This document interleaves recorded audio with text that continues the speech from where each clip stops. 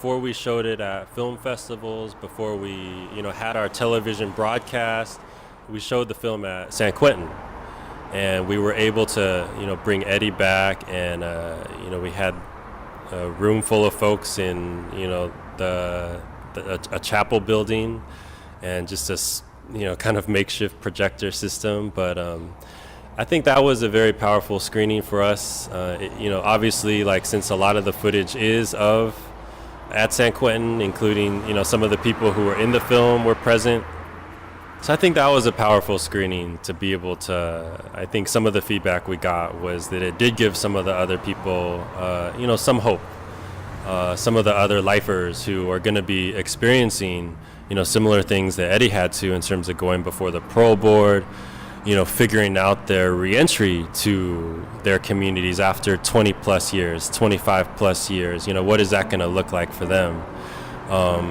So that led to some powerful conversations and hopefully helpful ways for them to think about their own lives. Don't let me go.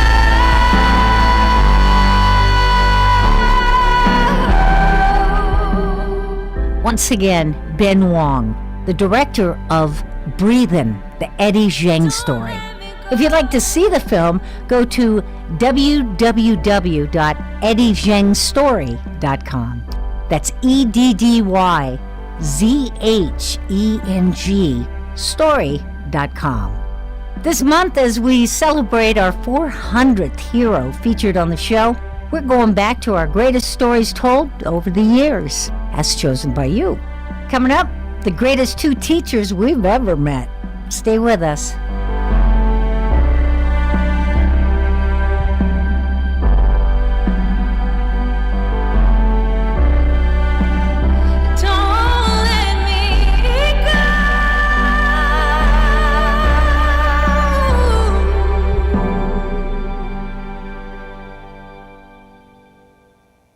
Hey music fans, I'm T. Lopez, and I got one thing in my head right now. All the sounds of musicology. Musicology! Yes, musicology, which, by the way, I'm the host of, just happens to be the best music television show. Okay, I might be a little biased, but the music is so good. Musicology is filmed in beautiful San Bernardino, California, and features the most incredible local music talent. Musicology. For a chance at your band being on the show, go to musicologyie.com. Oh, hold on, let me get that. Hello, Musicology, it's T. I'm in a group, and I want to know how to get my band on your show. Oh, that's easy. Go to musicologyie.com, hit submit your music, and upload your tracks. And that's it. If we like your track, you might be the next guest on Musicology from KVCR TV with me, T. Lopez. Musicology is seen exclusively on KVCR TV 24. It's musicology, mate.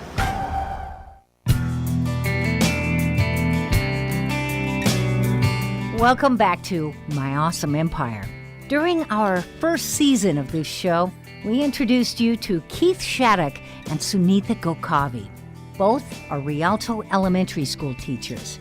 Just a few years ago, Keith was forced to say goodbye to his class after learning that a serious health disorder from his youth had returned. He needed a new kidney, and at the time, it was very likely he wouldn't last long enough to make it to the top of the candidate list for a transplant. Then, another Rialto school teacher stepped in and saved his life. We'll catch up with those two in just a few moments, but here again is our interview from 2013. Communication student Vince Ledesma started by asking Keith how it felt to be back, to be well, and in his classroom again. Feels awesome. I think one of the hardest things about being on dialysis is just not knowing what was going to happen in the future, and this is what I wanted so badly, is to be able to go back to work, and everyone here is fantastic. They're like a family, so I'm really happy. And Keith, this is your second time with the experience. Can you explain when you first found out you were sick and what it's been like? When I was 23, I was diagnosed with end-stage renal failure. I was on dialysis that time for 6 years, and I was transplanted at Loma Linda in '99.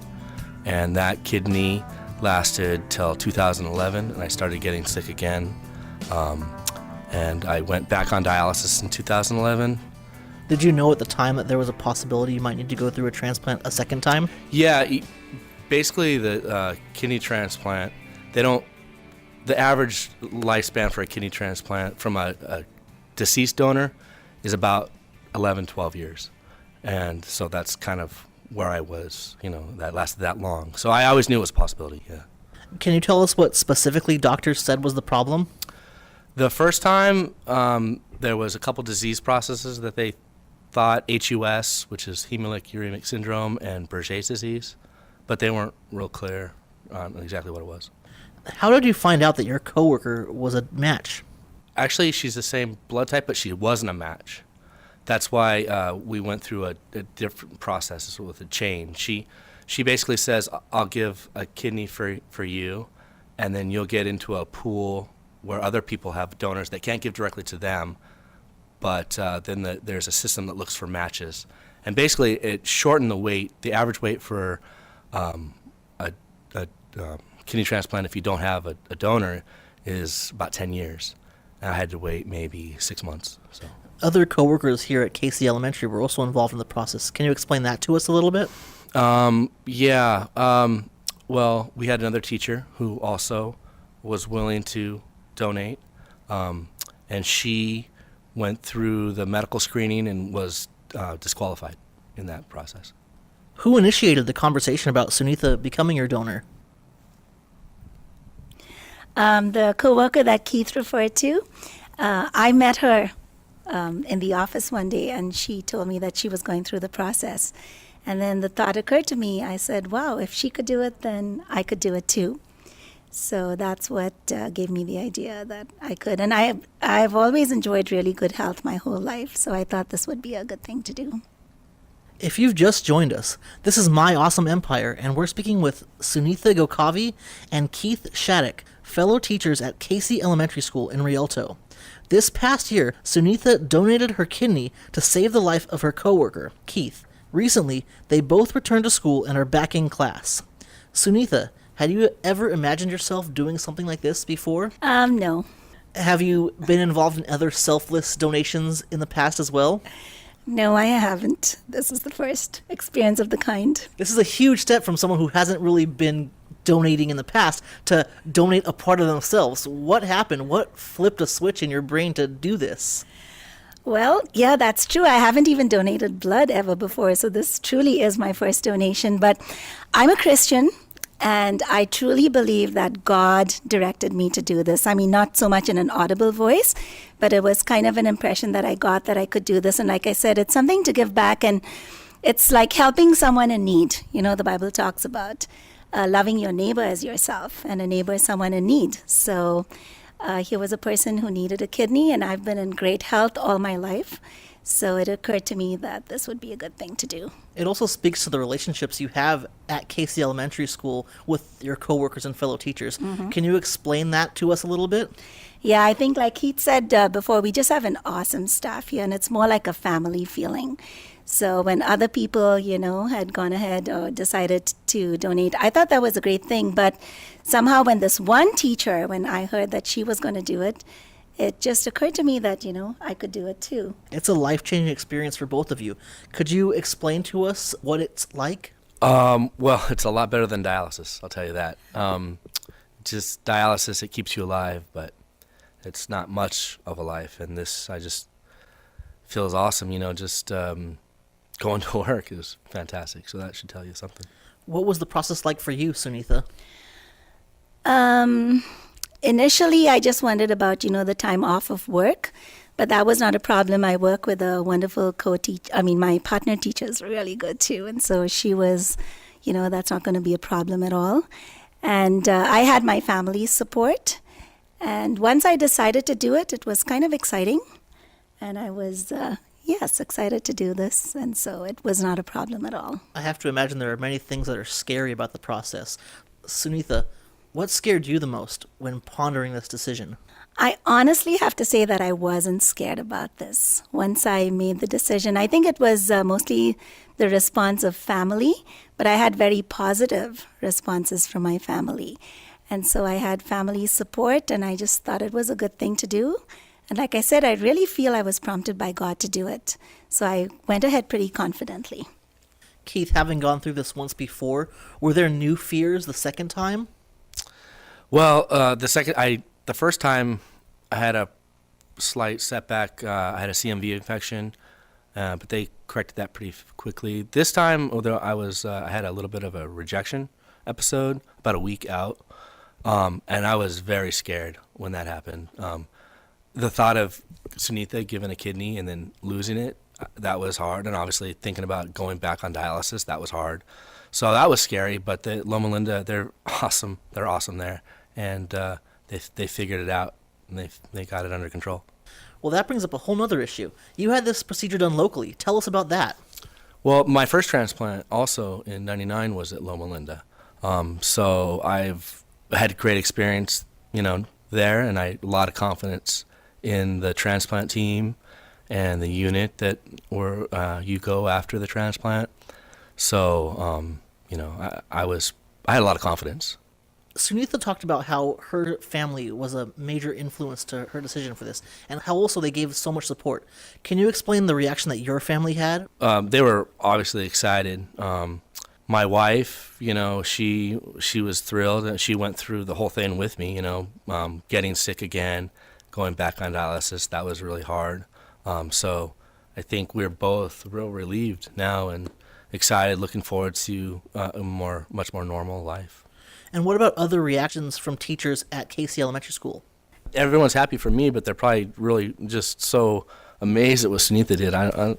That's what I would think. What kind of feedback have you gotten from your colleagues at KC, Sunitha? Very positive, just a lot of support. And I know a lot of people were praying for both of us, including the parents of our students. And some of them came and visited me in my house too. So just very positive. How did you explain what was happening to your students at KC Elementary School? Well, I told them I was getting sick. That's before I stopped working. I told them I was getting sick, but I didn't know I was going to get the transplant at that time. So I explained what was going on with me and why I was going to be leaving. But that's... Is there a way to explain serious illnesses to students that young? I think when it was explained to our kids, I was not in the classroom at that time, so I think my partner teacher did explain it to the kids. And so they just said that I was going to be helping another person by giving an organ, and they seemed to understand that. Yeah, just today I was talking to some of my old students, and they're fifth graders now, and they're studying body systems, and I guess they were talking about the kidneys, and so one of my students remembered, from last year about me, and so she was able to, I guess, have a real world experience to relate to. Sunitha, you mentioned that it was explained to them as helping someone. Tell us firsthand how important you believe donors are. I think they're very important because it is, like Keith said, saving a life. And I just thought about it as, doing a good deed for someone else. But it is, I suppose, giving someone a lease of life. And my brother is a doctor. And I just have to share his response, actually, to this, which was very encouraging. My mom was a little nervous at first. She couldn't imagine how I, offered to do something like this. But my brother, when I told him about it, his first response was, well, I would do it. And then he said that God would really bless you for doing something like this. But I was still debating a little bit, and I was, yes, but I want to know, if this is really God's will for me to do it. And then he just said to me, anytime you want to help someone, it is God's will. So that kind of settled it for me. And I felt, of course, this is, a great thing to do for someone else. And I was totally confident. And yes, it's a very important thing. Also, it's no longer necessary for the donor to be a direct match to the recipient. They can donate and be part of a chain like we were. Keith, your wife Delicia came in while we were interviewing, and I'd just like to know, what has this experience done for you and meant for you as a person and as Keith's wife? watching someone that you love very much suffering and not knowing if they're going to make it is one of the hardest things that I've ever had to do in my life. And I had to find the strength to be strong for him. And we had gone through so many donors that didn't work out for various reasons. And I know Sunitha thinks that she only helped Keith, but she also helped me. She ended my suffering watching him be sick. She ended my parents' suffering watching me take care of him and my agony. So she hasn't helped just him. She's helped families and given us back our life together. What has this experience done for your friendship? Yeah, well, I feel like she's my sister. Yes, it's interesting because before this, I didn't really know Keith, though we work at the same school. Yeah, I really feel God put a love in my heart for Keith, and so it's been a really good experience.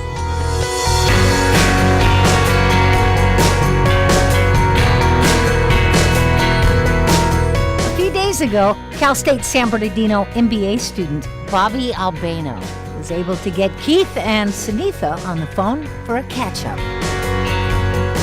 So, how are you two doing? What's going on? Just working and taking care of myself, enjoying my life, my wife, our dogs. I'm very lucky. I still know how lucky I am to have received a kidney, and so I feel wonderful. Sunitha? I'm doing really well, too, keeping in good health and really blessed. Keith's family has done something very sweet for you in the years since the operation. Tell us about that. Every year they've been celebrating my birthday, which is really special, especially since I don't have family here in the States. That's cool. Well, thanks for taking our call today. We wish you both lots and lots of health and happiness. Thank you. Thank you so much. Thank you very much. Once again, Keith Shattuck and Sunitha Gokavi, two of Rialto's greatest teachers. Coming up, Ryan tells us all about Fontana.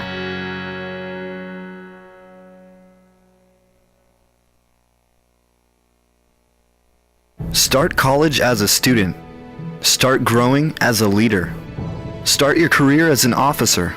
Start strong. When you register to take Army ROTC course electives, you'll be on the path to leadership. You'll also learn lessons that go beyond the classroom. And as an Army ROTC cadet, you may be eligible for full tuition scholarship and a monthly allowance of up to $500. When you graduate and complete Army ROTC, you will leave ready to lead as an officer in the U.S. Army, Army Reserve, or Army National Guard. To find out more, visit your Army ROTC representative. Contact Army ROTC San Bernardino at 909-537-5533 or visit armyrotc.csusb.edu for more information. There's Strong, and then there's Army Strong, paid for by the United States Army.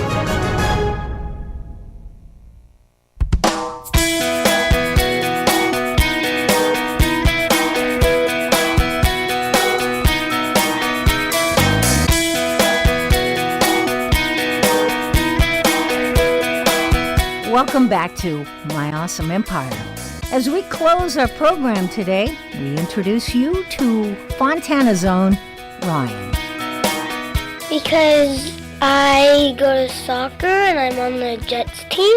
I like Target because I can get Skylanders there in Fontana. My best friend Nate comes over and we play on my trampoline. My family's there too, and that's what I love most about Fontana. Way to go, Ryan. Thanks, and thank you for joining us today for My Awesome Empire. Produced entirely by students at Cal State San Bernardino. Don't forget to check out more great Inland Empire heroes at myawesomeempire.com. Thanks to student producer co-hosts Melody Adidre, Bobby Albano, and Vince Ledesma, to engineers Guillermo Aguilar, Adrian Silva, Oscar Hidalgo, and to chief production engineer Arnold Robles. My Awesome KCAA Loma Linda, 1050 AM, 106.5 FM, and now 102.3 FM. What real father figure can you have if they're not there? In order to be a good dad, you need to love. Today. Thanks so much. You need to put gas in your car so you don't break down in the middle of nowhere. And you need to make them breakfast. Yep. I mean, just to maybe play like a board game with me, or to just stay home and play some video games with me. Just to do like that one little thing is what I really look forward to. I'm not asking him to be a perfect dad, but he should try. He's just a constant force in my life. There's no other type of love like a dad's love because it's not comparable to anything else. Take time to be a dad today. Call 877-4DAD-411 or visit fatherhood.gov. Brought to you by the U.S. Department of Health and Human Services and the Ad Council. KCAA Loma Linda, 1050 AM, 106.5 FM, and now 102.3 FM. Your NBC Sports Radio update starts now. A nice NBA Sunday. I'm Jeff Biggs, and on the first Sunday following the Super Bowl, some good matchups in the association, starting with a matinee in Dallas between the Mavs and the Blazers at 3:30 Eastern, 12:30 Pacific. The Lakers are in Philly to face the Sixers, with LeBron James looking to keep it rolling following the big win in Boston. I want to win every single day. Every single night I prepare to be the best every single day. It's not like I wake up every single day and it's like, oh my God, if I don't win a championship, if I don't make it to the All-Star game, then my career isn't what I wanted it to be. Every moment I don't take for granted, and every time I get an opportunity to play the game, I play it at the highest of my ability. Tonight, the Warriors are back at Oracle to host the Miami Heat, and we'll see if things are any better off the court with Kevin Durant and the local Bay Area media. I just don't trust none of y'all. Every time I say something, it's get twisted up and thrown out, and so many different publications try to tear me down with my words that I say. So when I don't say nothing, it's a problem. I just want to play ball. I want to go to the gym and go home. That's all. Is that a problem?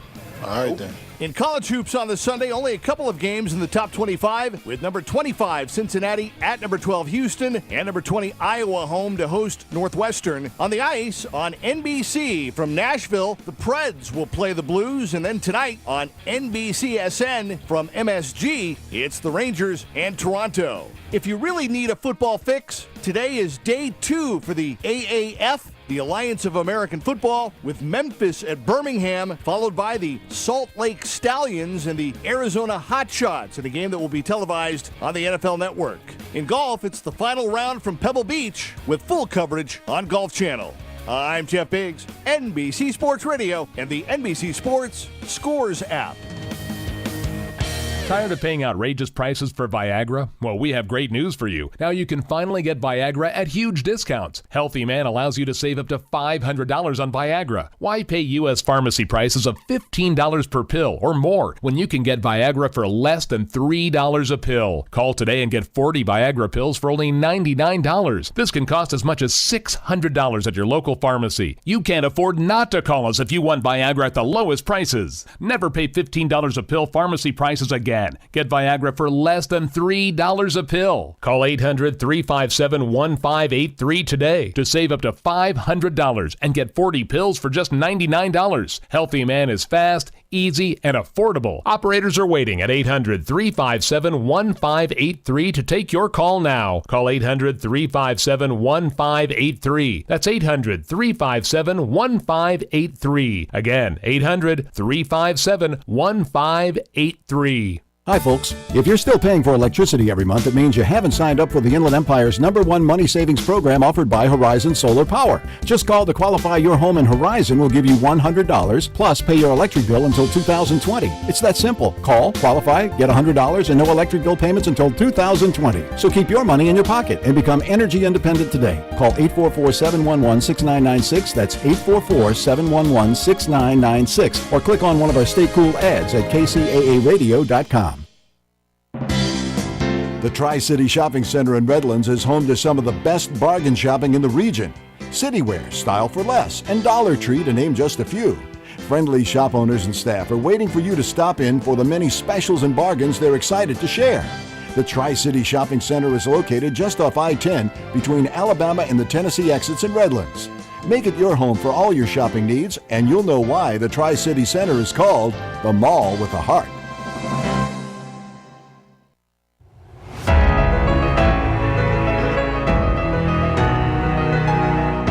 And good morning, everyone. I am Reverend Irma Forward, and presenting to you a program called Wake Up Awareness. And I couldn't be very aware this morning without my spiritual companion, Jean Kennedy. Oh, thank you so much. Religious science practitioner, and our fabulous engineer, Rick. We thank you all for being here with us this morning. And we have a splendid program for today. We do. Really great. We're going to be talking about getting to the heart of the matter, and we're also talking a little bit about love. Love and the love potion and how that works for you. And so we want to just simply be aware that this is the week of heart, the week of love. And what we all know without a doubt, that God is love. And that love radiates out from the universe into each one of us, into our being. And we are enveloped in this love, this great love that we have, that God has for us as His creation. So we're thankful for that. We're thankful for the presence that is within us and moves and lives and has its being in us, through us, expressing itself magnificently as each one of us. And so we become more aware as we realize that God's love is present everywhere, all the time, yes? Indeed. All the time, and surrounds us in its love. So we are very thankful about that. We want to welcome each one of you to your spiritual magnificence, and that spiritual magnificence will play out into your so-called real world as you acknowledge that you are a spiritual being, but you're having what we call a human experience, but this experience is so good and very good. This show this morning is brought to you and sponsored by the Center for Spiritual Enrichment, founded by Reverend Sue Constantinidis, a very powerful and loving individual. And so we're absolutely grateful for her presence that was on the planet here for a while, and now we know that she's off to bigger and greater things. Indeed. And we are acknowledging her this morning and loving the work that she did to support each one of us, actually. So we give thanks for that. And once again, we welcome you to your magnificence, for you to know that you are actually a wonderful person. Sometimes you think that you're not so great, but we'll be talking about that a little bit later on in our program today. We have a couple of readings. First of all, last week we talked a little bit about the great aviatrix, and Amelia Earhart, and she left us with a couple of sayings, and I'd like to repeat those for us today because we're going to be talking a little bit more about another aviatrix. And we're just excited about that. So would you read a couple of the sayings, Jean? I will. Okay. Anyone who flies to... let me start over. Everyone has oceans to fly if they have the heart to do it. Is it reckless? Maybe. Mm-hmm. But what do dreams know of boundaries? Mm-hmm. That's pretty powerful. Yeah. What do dreams know of boundaries? The boundaries that are set up in our dream is just simply our feeling of inadequacy, and we want to break out of that. And the next one is the most effective way to do it is to do it. Yes. Don't you love that? And last week we talked a lot about that. Uh-huh. Just do you. Just do you, and that's what Aria, the singer last week, said. Just do you, just be who you are, and to be who your dreams are, and step into your dream and acknowledge it and participate in the dream. That's the idea. So we just simply give thanks for that. Jean, before we get started on our program this morning, would you anchor us in prayer? I would love to. Thank you. So join with us today as we recognize and accept for each one of us that God is all, and is in all.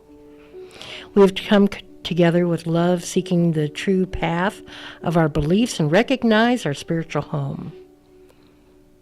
We are guided with divine wisdom in our lesson today, so everyone listening will benefit and feel their magnificence with the oneness that we call God. Mm-hmm. We know and accept that our words and thoughts have power, and we recognize that power is our God source within each one of us. And we declare these words and actions to be our truth here and now, and say, thank you, God. Mm-hmm. And we let it go, and so it is. Right. And so it perfectly is. And we are so very thankful for that. Jane, one of the things that you just said in your evocation was that our words have power and that we need to align with Source. Very much so. So we're going to be talking about that spiritual alignment this morning. But before we do that, we'll have a little bit of music called I Can See Clearly by Johnny Nash.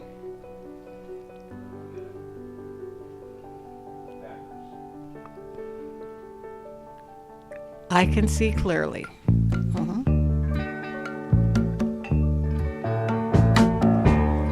I can see clearly now, the rain is gone.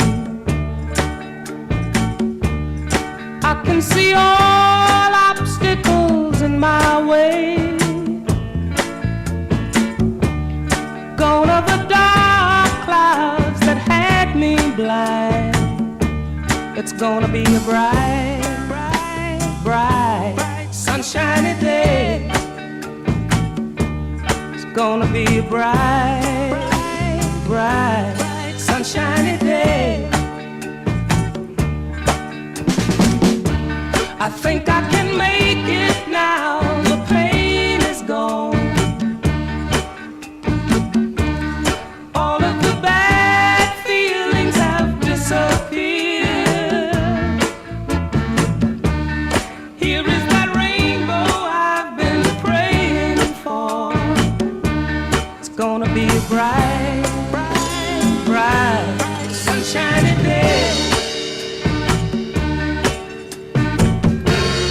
Look all around, there's nothing but blue sky. Look straight ahead, nothing but blue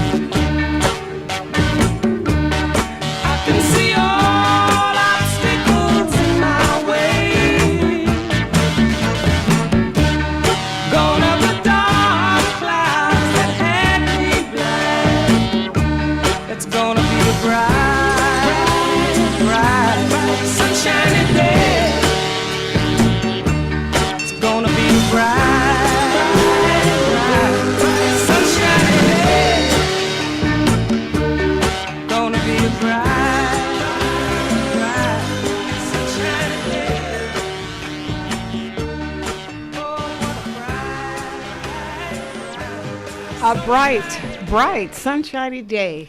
And although there's a few clouds outside, we need this, what I call liquid sunshine. Indeed. But behind the clouds, beyond the clouds, is always that brightness and that clarity and that really blue sky, which is very powerful for us, because then we can see exactly how nature represents itself with the blue skies and a few clouds out there. And it's a beautiful day. A beautiful day, and we're thankful for that. We're always thankful. We're always in a state of gratitude. That allows the universe to present us with more when we're thankful for what we have. So we're very glad about that this morning.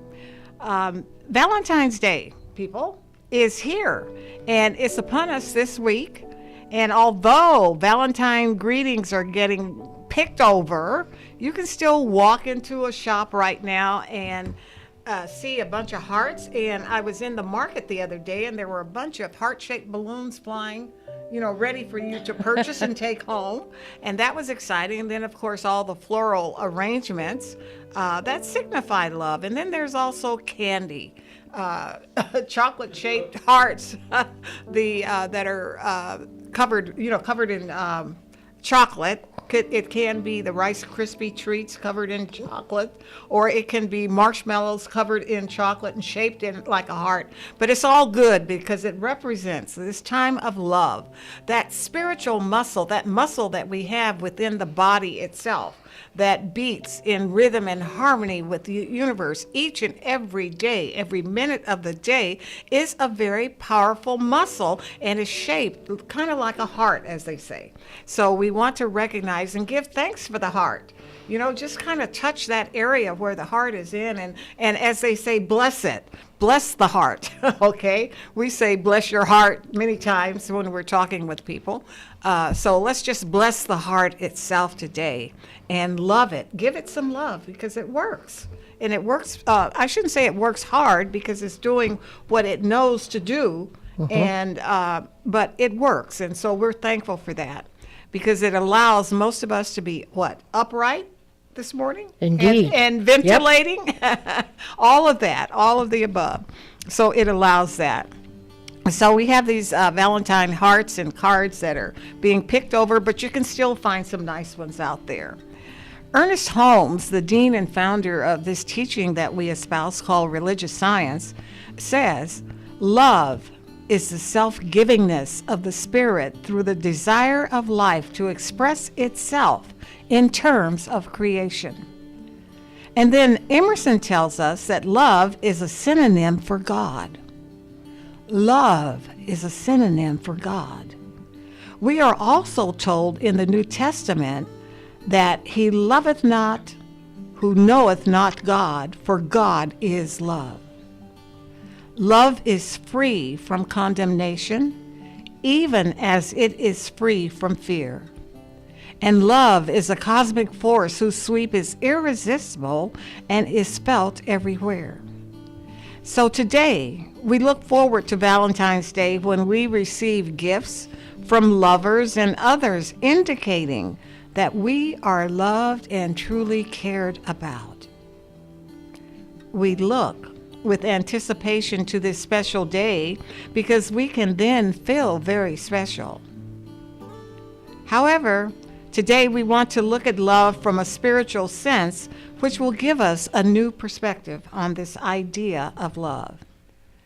Now, I know that this holiday and all of its trappings can feel really great or not so good, depending on where we are in the romance department.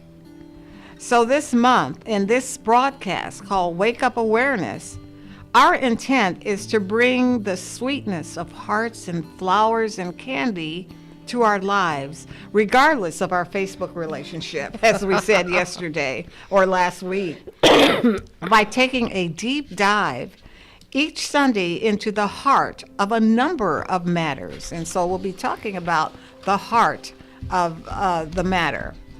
So if you were tuned in to us last week, then you know that we talked about getting to the heart of our dreams. And we use DREAM, D-R-E-A-M, as an acronym. And Jean, what did we say that the acronym stands for? D, standing for what? Deserve your dreams. Okay. R, reach for your dreams. Okay. E, expect the best. Mm-hmm. A, align with source. Okay. And M, manifest. Okay. So we want to be able to manifest those dreams, and we want to be able to understand that we absolutely deserve to have the dream, otherwise it wouldn't be presented to us. And we want to be able to reach for the dream. Do what it takes to have that dream come into manifestation. And then, of course, we want to expect the best. Now, Jean, do you think that there are naysayers out there who telling you that this can't happen? Oh, all the time. All the time, okay. And they're trying to defer you from expecting the best. But we want to always expect the best outcome. And then we want to align with Source, and that's what we're going to be talking about this morning. And we want to be able to manifest the dream. That is to bring that dream into reality, or what we call manifestation. And so that's it. So we didn't explore one of those letters last week, which is A, and that is to align with Source. And I think I said that it was so big that it needed its own talk. And today it gets its own talk as we explore realigning your heart, or said another way, to align with Source, or to be with God. And it takes time to do that. We'll be talking about that a little bit further in our discussion this morning. So let us consider looking at a cosmic sense of love. There is an art to loving in a spiritually conscious and soulful manner. Many books have been written about the art of loving. However, it is in general addressing the personality and not the soul. So today we want to view this from the point of the soul and consciousness, which will lead to manifestation of your dreams. But first, let's have another heart-to-heart conversation because we often talk a good game about wanting to bring our dreams from incubation into manifestation. But then time goes by, sometimes years, and the dreams are still sitting on the shelf. Clearly, something is amiss, because what you say you desire to experience, or to be, or to do, or to have, which all have been installed in you by the source of your being, remember that, please remember that all of this has not happened, even though we say it's been installed by Source, but it hasn't happened yet. So in this case, we are out of alignment, or said another way, we have drifted way, way off course. Now, when I was young and in traditional church services, they would say to us that we had backslid. You ever heard that term? Oh, yeah. Yeah. So that means that you're off track, that somehow you've lost your connection with Spirit, and you're not doing what the dogma says that you have to do. You're backsliding. But what we want to know is that we kind of drift off course just a little bit, because we can rein ourselves in and come right back and be centered and on course. So now we want to share another analogy with you this morning, and I'm thinking about those clipper ships. I just admire those so much. They're really tall sailing ships, and they were mostly designed in the 19th century. They were designed to do two very important things. First, to sail a very fast course, and secondly, to stay on course. Now, to support these two intentions, they had three types of sails. First, there were what they call the gallant sails, which were very large and strong and created to catch the full power of a strong wind. And above them were smaller sails called royal sails, which were made to catch the higher breezes. And above the royal sails were the sky sails. The sky sails were small and light and were tied to the very top of the tall mast. They were designed to catch the smallest wisp of wind, the slightest, the lightest, and the highest breeze. Now, these sails would make the ship itself look very, very majestic. And although they could never deliver enough thrust to take a clipper across the ocean, they served a life-saving purpose. They were there to keep the vessel from drifting off course when the winds diminished. It was the sky sails that saved the day when the winds went away. They didn't move the ship to its port, but they realigned the ship over and over and over and over to keep the vessel on its course. Now, we want to realize that manifesting your dreams is a process, as we are reminded in the classic book by the late Dr. Robert Schuller, when he says, if it's to be, who's it up to? It's up to me. It's up to you, Jean, if it's to be. All right. And so the book itself, if it's to be, it's up to me. The book contains a personal message of responsibility thinking. Then there are disclosed ways to assist in the manifestation of the dream. So we have what we call possibilities, we have priorities, we have planning, commitment, there's a certain amount of willingness, there certainly is discipline, and there's longevity and product. Now, we have a story that Dr. Schuler shared with us in this book called If It's Going to Be, It's Up to Me. And Jean, would you read Gabby's story? And Gabby was what? Another aviatrix. But let's hear her story. Gabby always dreamed of flying. Her dream was to fly around the world alone. She had learned to fly. However, piloting wasn't enough. She mortgaged her home to purchase a plane. Eventually, she had enough money to pursue her dreams. She had to be patient and yet hold on to her dreams. The naysayers were there to be an obstacle, but she held on to her dreams. Her own uncertainty became evident at times, however, after seeing Dr. Robert Schuler on a TV screen. She realized she must continue to pursue her dream, because if it was to be, it definitely was up to her. She realized the inner sources available at her point of need. She stated her strength came from God and the universe. She realized there were people who supported her in spite of the negative naysayers. They wanted her to succeed. They wanted her success as much as she did. And most importantly, she learned that if it's going to be, it's up to me. Our opening song last week was Just Do You by India Arya. And Gabby realigned. She had just do herself. Okay.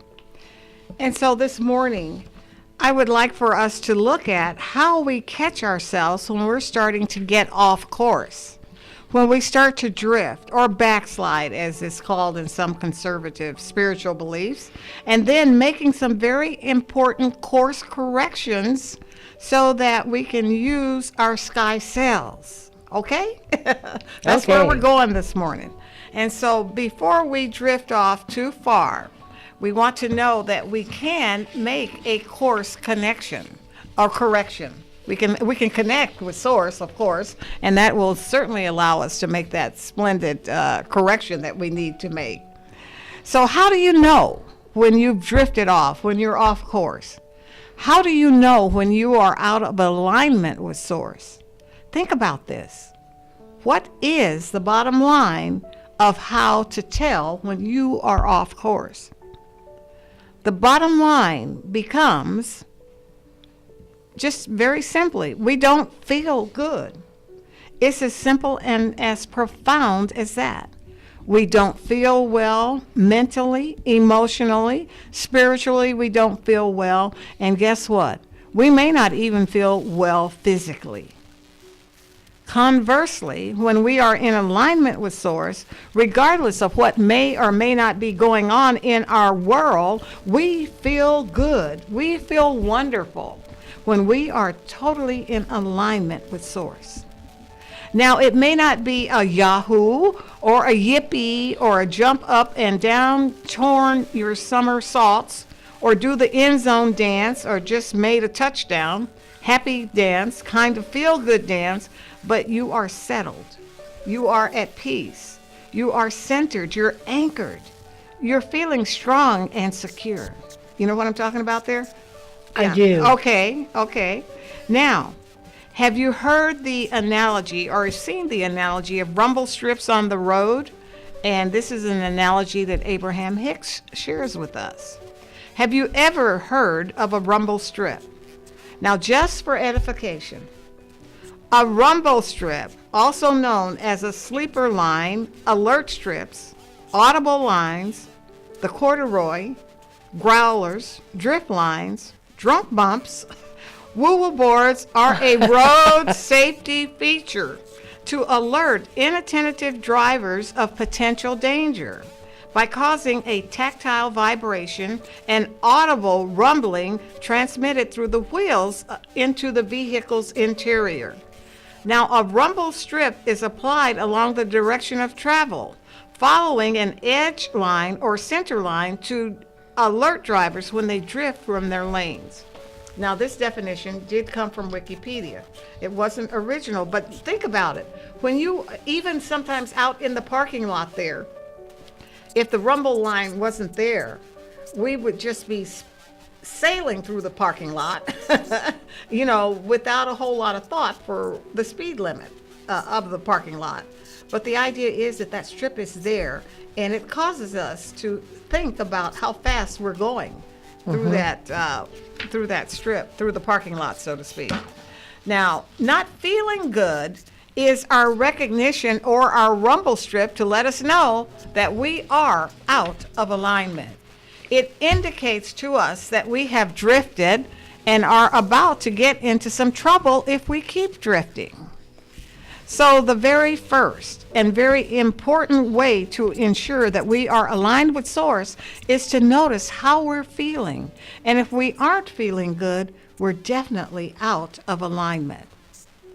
Now, once we notice that, it's time for us to make sure that our sky sails are hoisted. Wow, what a bunch of metaphors today. A lot. Yeah. We got sky sails, we got rumble strips, and I'm going to use one more from last week. Remember, we talked about the little boy climbing up on a really big horse with no physical assistance whatsoever in the form of a parent or another person, or even a little ladder or step stool to get up on the horse. And I ask you to think about his perseverance until he made it. Do you recall how the horse waited so patiently? And he climbed and slipped and climbed and slipped, this little boy did. He did all of that, kept climbing and slipping, and how the little boy just actually loved the horse. Once he finally got up on it, he kind of hugged the horse's neck there, and that was a great thing. You see, we slip and we fall. We slip and we fall sometimes. However, once we get it, once we find ourselves anchored in spirit, then all the love that we have is emanated from us. And spirit gives loves back to us. And we're able to radiate that love into our surroundings. And it becomes a spiritual experience because we can say that people know that we are happy, that people know that we are in alignment with spirit because of the way that we act. We're feeling good, we're feeling mentally good, we're feeling physically good, and guess what? Sometimes we even look better because the strain is gone from our faces when we are absolutely aligned with spirit. And then you want to do better and look better and feel special and put on something special and maybe put on an earring or a necklace. Just do something a little extra to feel totally in alignment with spirit. Now, once we notice that it's time for us to make sure that our sails are hoisted, and we actually hoist the sail by anchoring in with spirit, then we are a happy person. We're absolutely happy. Now, the horse was waiting patiently for this little boy. So what a beautiful metaphor for spirit itself. Simply awaiting our relationship of it and how it is in our realization of it that we align or realign with it. Now, Jean, what does Ernest Holmes say about this? Boy, I can't talk today. But go ahead. Holmes in 365 Science of Mind, page 160, writes, we must come to realize that God is not in some far-off place, but instead that God is an inward, intimate presence closer to us than our very breath. God is not, nor can ever be, separated from us. But too often we separate ourselves from God. And what I have come to realize, Jean, is that always and in all ways, the source of creation of our lives, as you, stands at the ready to express as you. But we have to align. We are coining a new phrase here today, and it's called pronoia. Okay, that's our phrase today. Believing that the universe is conspiring in our favor. To put that word into New Thought language, we might say that it means that we know at the core of our being, that we embody the concept that there is a divine intelligence and divine love conspiring to bring about good, to bring about wholeness, to bring about peace and plenty, definitely to bring about health and harmony in our lives. In addition, Holmes says on page 46 in The Science of Mind, we are surrounded by an infinite possibility. It is goodness. It is life. It is law. It is reason. And in expressing itself through us, it becomes more fully conscious of its own being, and we become more fully orbed within that being itself. Therefore, it wishes to express through us. As it passes into our being, it automatically, because the law of our life, it automatically becomes the law of our lives. It can pass into expression through us only as we consciously allow it to do so. Therefore, we should have faith in it and its desires and its ability to do for us all that we shall ever need to have done. All, not some, but all that we shall ever need to have done. This is what this is what the universe is able to do for us when we are aligned with it. And so that is how we set a sky sail. We have faith in an infinite possibility and its desires and its ability to do for us all that we shall ever need to have done. In Robert Brezhny's book, Pronoia is the antidote for paranoia. And he wrote on page 3, and I tweaked it just a little bit here. He said, to let us release the cult of doom and gloom and embrace the cause of zoom and boom. I like that. You like that? Repeat that then, Jean. Say that for us. Let us release the cult of doom and gloom and embrace the cause of zoom and boom. Okay. So he also says to let us laugh at the foolishness of evil and hate as we summon the brilliance to praise and create. He's very poetic here. And now, no matter how upside down it all may appear, let us have no fear, because we know this big secret. All of creation is conspiring to shower us with blessings. Life is crazily, brazenly, and innocently in love with us. The universe always gives us exactly what we need, exactly when we need it. That's a brilliant idea. To know that the universe is conspiring to bring us blessings, Jean. Why? Because what?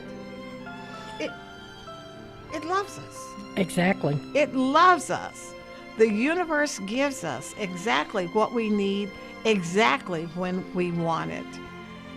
Just like that big, beautiful horse waited patiently for that little boy to climb aboard, so does the universe wait patiently for us, because it so loves us. To climb on board, to realign, to set our sails, and to move in the direction of our divinely inspired dreams. Now, on page 33 of The Science of Mind, once again, Ernest Holmes says, when we learn to trust the universe, we shall be happy, prosperous, and well. We must learn to come under that divine government and accept the fact that nature's table is ever filled. Never, never was there a cosmic famine. I love that. Never was there a cosmic famine. The infinite alone has wrought and suffered. The infinite is lying stretched in smiling, sweet repose. And this is quoting Emerson here. God is always God, no matter what our emotional storm or what our objective situation may be. There is always something hidden in the inner being that has never been violated. There's that place within us, Jean, that has never been violated. It's never been hurt, harmed, or endangered in any way. However, we may stumble, and always there is that eternal voice forever whispering in our ear, that thing which causes the eternal quest, that thing which forever sings and sings.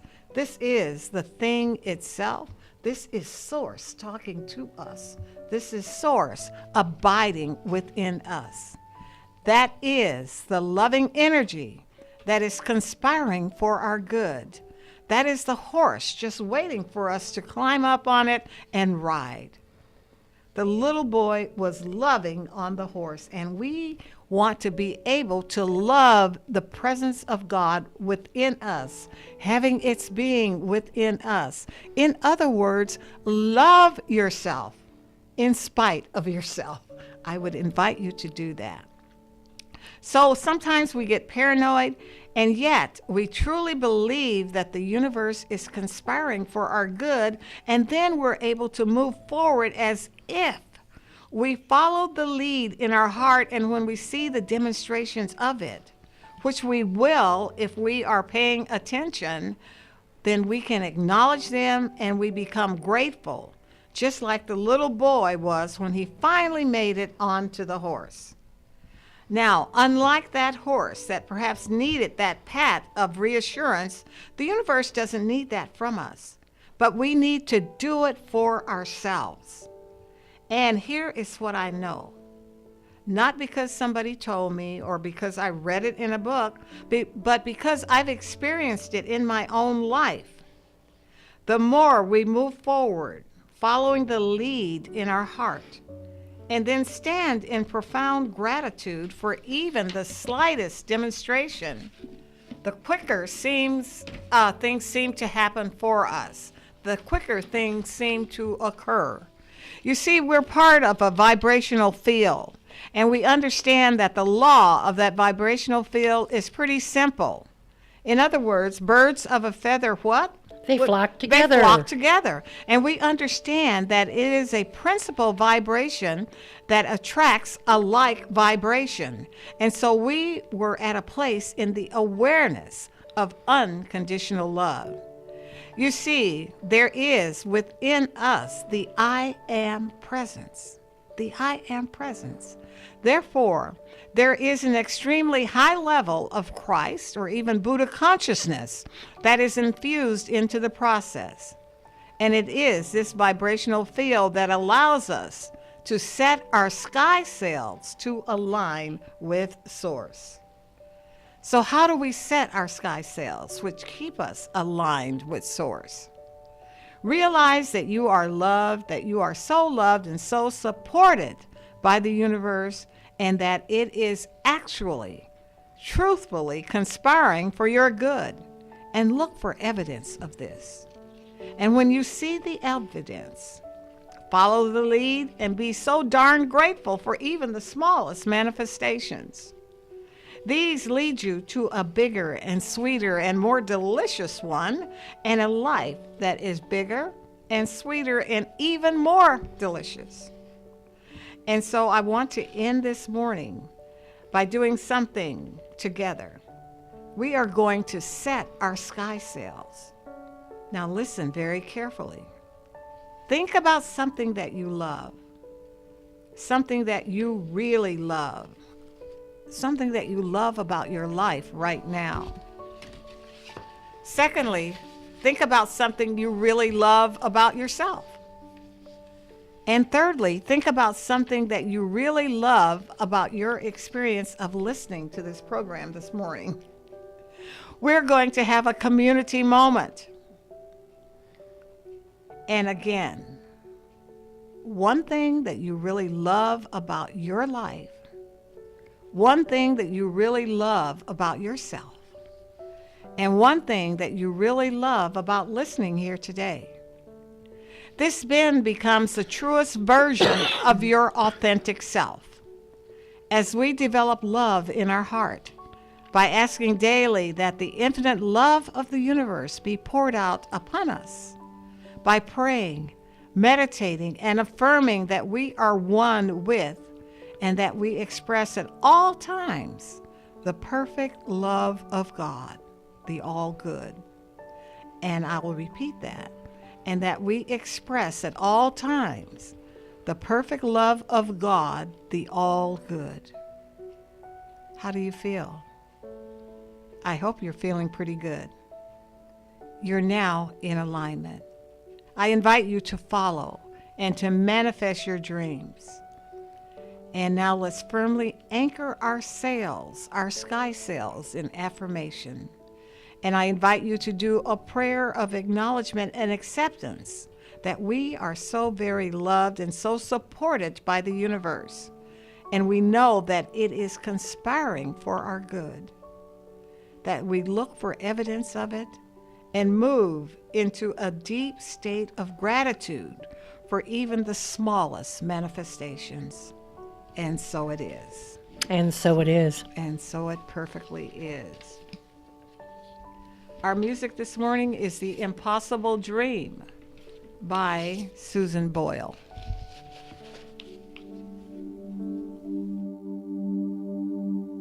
To dream the impossible dream, to fight the unbeatable foe, to bear with unbearable sorrow, to run where the brave dare not go, to right the unrightable wrong, to love pure and chaste from afar, to try when your arms are too weary, to reach the unreachable star.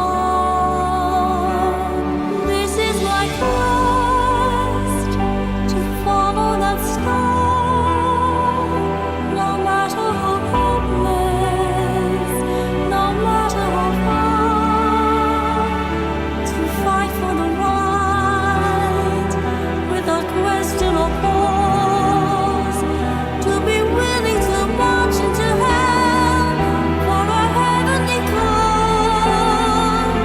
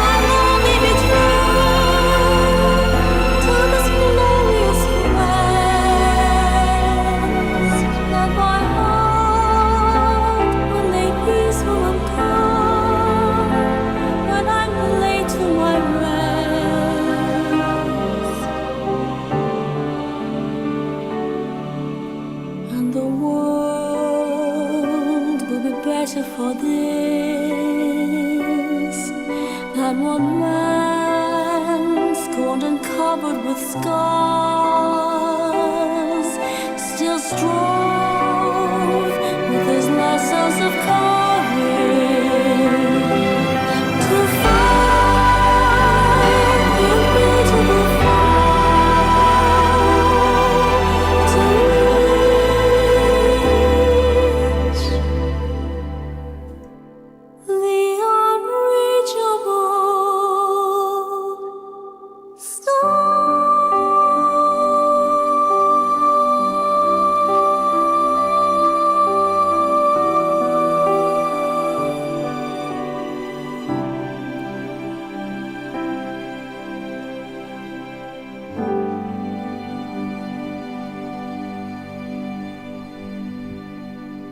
And so once again, I invite that your dream, however impossible it may seem, is reachable as long as you are aligned with Source, aligned with pure spirit. And we invite you to do that by your prayers and your meditations and listening to inspirational music and inspirational reading as well. We invite you to do that. I believe that we have a few prayer requests here this morning. Jean, We do. take care of for us. Thank you. So please join with me right now as we recognize and align with our source, which is God. And that by raising our sky sails, that we are realigning and staying on course. We release all negative thought and any thoughts of limitation because we're surrounded by infinite possibility. And so this morning, as I speak my word for Jacob, for Joe, for June and family, for Cheryl, for Patty, for Bobby Joe, for Tom, for Mike, and for Josie and Joe, that everything that is needed is theirs now. Divine intelligence works with divine wisdom, and understanding is there for all. Divine guidance leads love, perfect health, and harmony through and around everyone who needs such healing now. And for all of this, I say thank you, God, because I know that it is now done. And so I release these words knowing that it's done, and so it is. And so it perfectly is. Thank you so very, very much. And we have another musical presentation by Eddie Watkins Jr. It's called I Fly. When you are in alignment with Source and that you are accomplishing your dreams, then you feel like you can fly. Indeed. And not only can All you the time. sail and stay on course with the sky sails, right? But you can fly. And Eddie's going to remind us of that at this moment. Thank you. I let it go. I release the thing I'm clinging to. I release what's holding me, and I'm falling into God's love.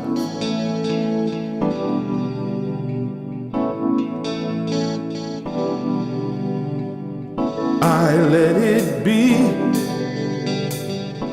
There's nothing more for me to do, nothing more to say. I'm just falling into God's love. I feel Spirit holding me. It is lifting me on high. I rise on a power I can't see. On the wings of love I fly.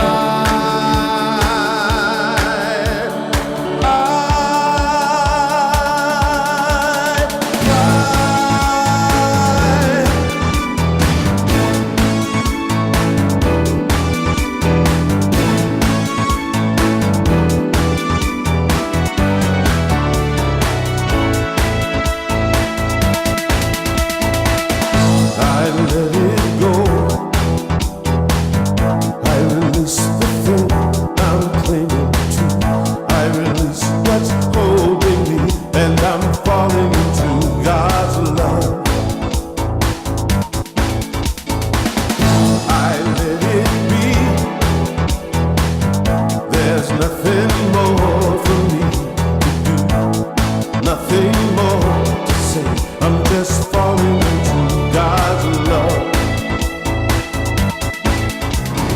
I feel Spirit holding me. It is lifting me on high. I rise on a power I can't see. On the wings of love I fly.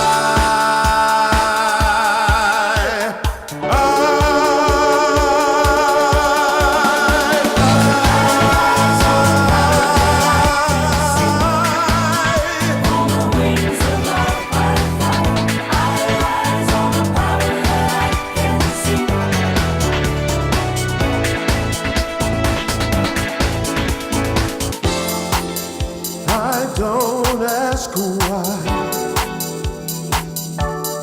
I don't need to understand everything. Ooh, and it's by faith I fly, and it's by grace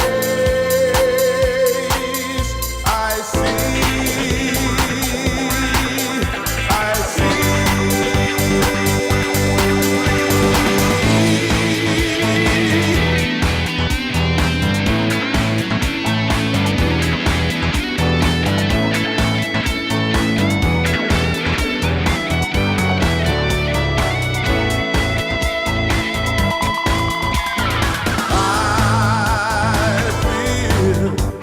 Spirit holding me, and it is lifting me up high. I rise on a power I can't see, and on the wings of love I fly.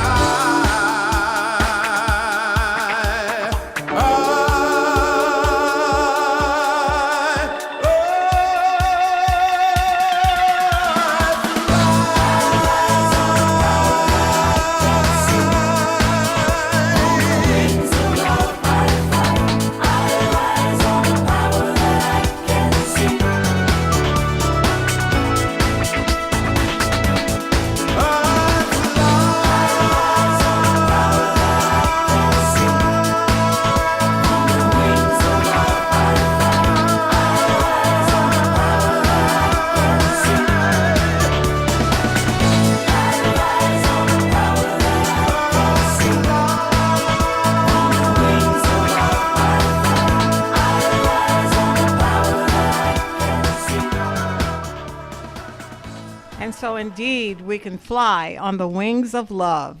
The universe itself is love. God is love. Our affirmation for today is, I know I am supported by the universe and my dreams are fulfilled. And Jean, let's repeat that together. Do you have that with you? The affirmation, I'm talking to Rick there. Do you have it? I Yes, have it. I have it. I have it right here on the paper you gave me, so we're good. Okay, so we're good. So let's all say this together. Okay. I know that I am supported by the universe and my dreams are fulfilled. Perfect. Oh, perfect. Yes, absolutely perfect. So we invite everyone at home to know that your dreams are supported by the universe and that your dreams are fulfilled. And so now let us know that every day from dawn to the setting of the sun, God is and always has been. This one life that is God's life is our life right now. It is perfect and it dwells within the being of each one of us. We affirm our gratitude for all that takes place in our lives, and we realize that we are solely connected to our higher power as God. Our lives have renewed meaning as we allow God to work through us as us. All of our dreams represent our authentic selves, and therefore we follow them with a sense of accomplishment as we exercise patience and determination for their fulfillment. Today, we live in wonder and awe of the blessings bestowed upon this great nation, and we are thankful for the grace that has been bestowed upon us as emissaries of pure spirit, and that grace itself continues to abide in our land, a grateful nation, and an always great nation. I release this word to the law and know that it is done, and so it is.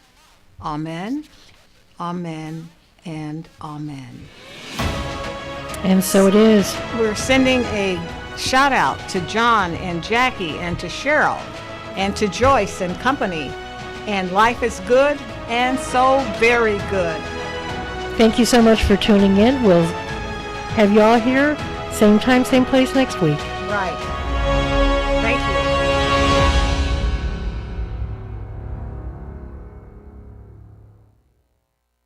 KCAA Loma Linda, 1050 AM, 106.5 FM, and now 102.3 FM.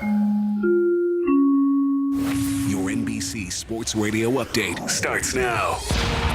As if blowing a 28-point lead and losing your star player in a game wasn't enough, the Celtics dealing with more frustration after last night's loss to the Clippers. Marquise Morris sounding off. For me, it's not really about the loss, it's about the attitudes that we're playing with.